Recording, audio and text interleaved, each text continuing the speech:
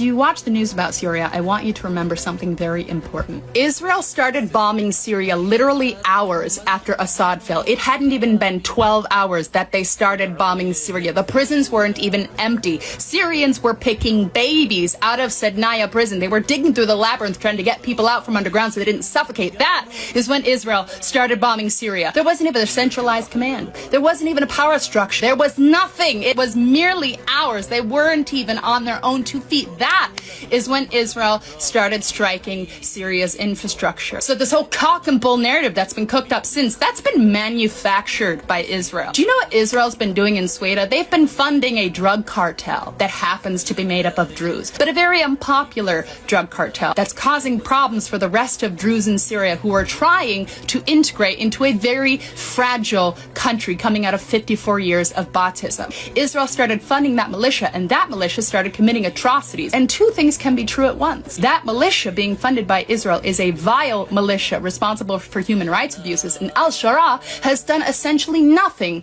to expel sectarianism from the Syrian Arab army. Now twice with Alawites and now with Druze. But guess what, Israel?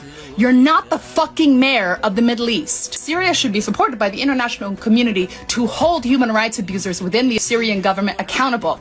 That's not your job, Israel, and certainly not the job of a bomb. You don't like that you lost your lapdog, the Assad regime, which you've never threatened to assassinate the same way that you're threatening to assassinate this government. That's a red flag to me. Yes, there's problems in the new Syrian government, serious lapses that people like you and Khamenei in Iran want to exploit. Still to this day, Syria has not fired a single bullet at Israel, but Israel's invaded Syria multiple times. But out. Now, this is part of Israel's project to stab Syria in the wounds of Assad and twist the knife. That's what's going on.